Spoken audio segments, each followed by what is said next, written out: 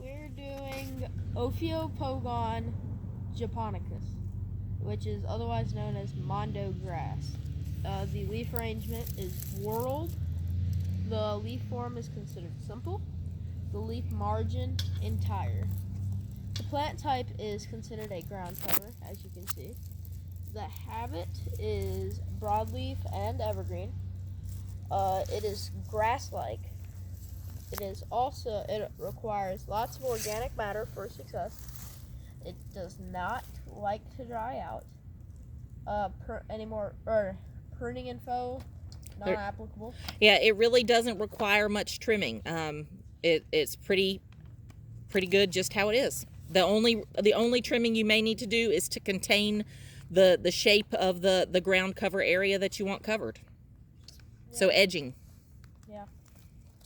The growth rate for this plant is considered average or rapid, depending.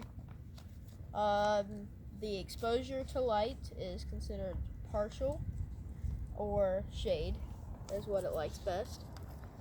It also, the climactic hardiness zones are 7 through 10.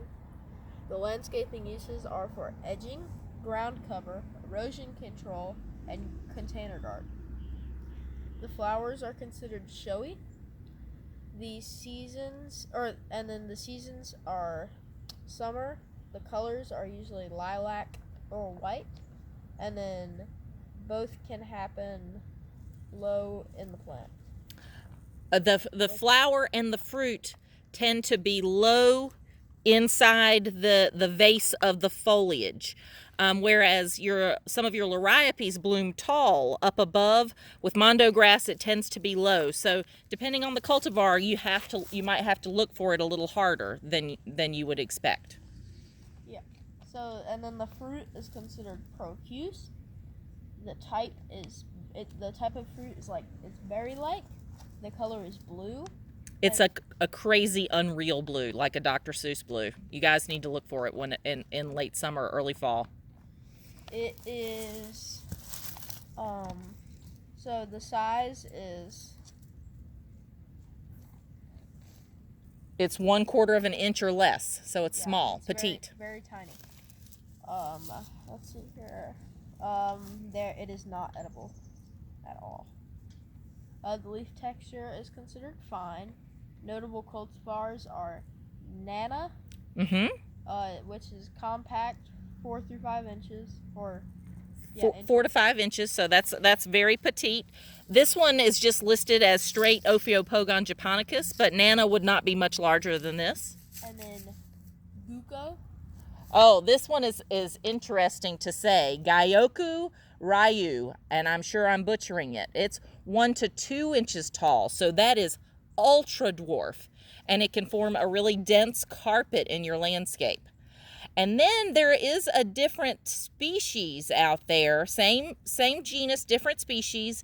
It's called Ophiopogon planiscapus cultivar nigrescens, and it is purple black foliage rather than green. It is incredibly striking, so that's why I included it in the notable cultivars.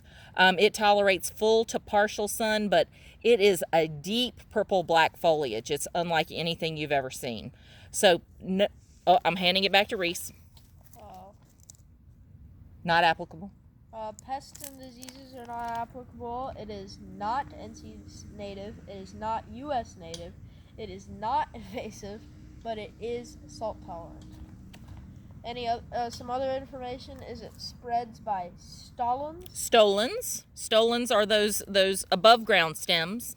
And it's good for around here because it is deer resistant. Yes. The references are in your half acre book. It is page 19, or NCSO website, or the NCSU website, or Missouri Botanical. Because this is herbaceous, it's not going to be in your DER textbook, so you have to get creative when it comes to resources for this one. The location is in front of Steed Hall. Yep. So pretty simple. There are two of the grafted Japanese maples that flank the entrance to Steed Hall. So there's a carpet of mondo grass under each one of those. There's also a colony of it between the library and Stone Hall, and it's a little bit taller. And one thing I want to point out, when you look at the leaf blade for Ophiopogon, it is very, very narrow. You can see it's really, really narrow. It's like the width of a coffee straw. And this semester, we're also going to learn Liriope muscari, which is another ground cover. That's the clumping Liriope. We'll talk about that in a few minutes. Liriope muscari has the widest leaf of these grassy ground covers. And then there is Liriope spicata, we'll learn in a few weeks. It has kind of a mid-range width between Liriope muscari and Ophiopogon. Okay? Thanks. Bye.